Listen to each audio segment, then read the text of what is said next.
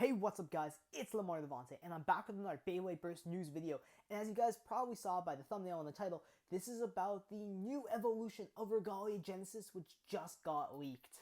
Now, this information is coming from Hachi_Sabo_Bay on Twitter, and I'll have a link to the original tweet in the description down below, so huge thank you to them for giving us this image.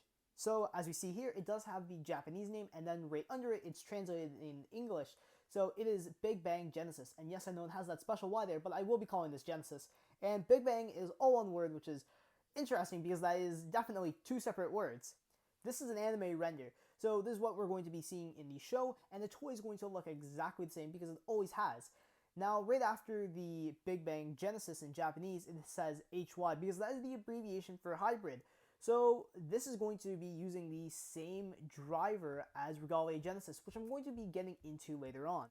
So this is B157, and it's a booster releasing January 25th, 2020, so the first release for Burst in the new year. And this was known as Last Boss. So this is definitely confirming that Gwyn is going to be the last boss. Originally, we thought that Delta was going to be antagonist, and then we thought it was Arthur, and then a few of us thought it was going to be a Monate, including myself, because, well, Bushin Ashura breaks in the manga. Well, no, now it's Gwyn. Not the good Gwyn, the evil Gwyn, of course. Now, talking about the Bay itself and comparing it to Regalia Genesis, it's gone from the really formal round look of the white and the gold color scheme to much more aggressive and berserk, and it's got pink, purple, and red going for it. I honestly think it's really odd, but I'm really getting used to it now the more I look at it. I think it looks really good. Now, the shape is really interesting because it reminds me a lot of Wyvern in how it has like a saw blade look to it, and I'm really glad that they're actually bringing that back. Now, something else about this is looking at the inner mechanism of it, where it has the red circle and also on the outside where it has the two contact points on the top and the bottom. This is definitely keeping the infinite lock system, and that is great that we now will be getting a third Beyblade which keeps that, because it hasn't been in many others as we know. So it's great that this evolution keeps something like that, and let's see if it's going to be even stronger than the original. Now, the first thing I thought of when I first saw this is how Revived Phoenix ended up becoming Dead Phoenix. And that was a 6-month gap pretty much, and now Regalia is evolving in about 4 months, so this is a really quick time for an evolution. But there's something I was thinking about that in regards to the driver.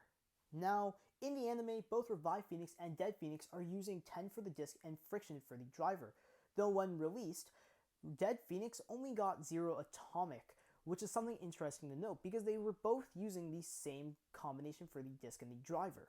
So, with that being said, I don't think that this Bigbang Genesis is going to be coming with hybrid, and this is fairly well summed up on the WBO by the user Trainiac J. Now, as they mentioned here, the booster isn't said to be containing any electronic parts, and with something like that, it would have to be disclosed. Now, the hybrid driver is an electronic one, which is using LR44s to power it, which is a certain type of very small battery. And since that isn't being mentioned, this is probably coming with some random disc and driver combination similar to 0 atomic, which we got on Dead Phoenix. Now, this isn't something I'm actually too concerned about because with Imperial Dragon, which is a very important release, it did come with an electronic driver, and the MSRP in Japan comes into conversion at about 30 American dollars, which is a lot for a Beyblade Burst booster and making it the most expensive one as of I'm making this video. So, giving this new parts or older parts, which are probably hopefully going to be competitive, isn't too bad, so I'm excited to see what it will be released with.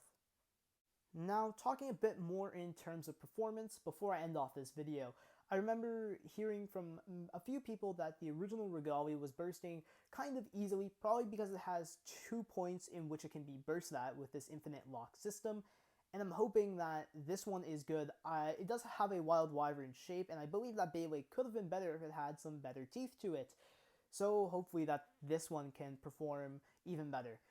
So yeah, that is all for this video. I've tried to compact as much information and my speculation into here as possible, so I hope you guys really like that. I know it's a bit of a short video, but I really just tried to make this really compact. So if you guys like this video, leave a like. And if you want to be updated for all my Beyblade and Bakugan content, hit the subscribe button down below.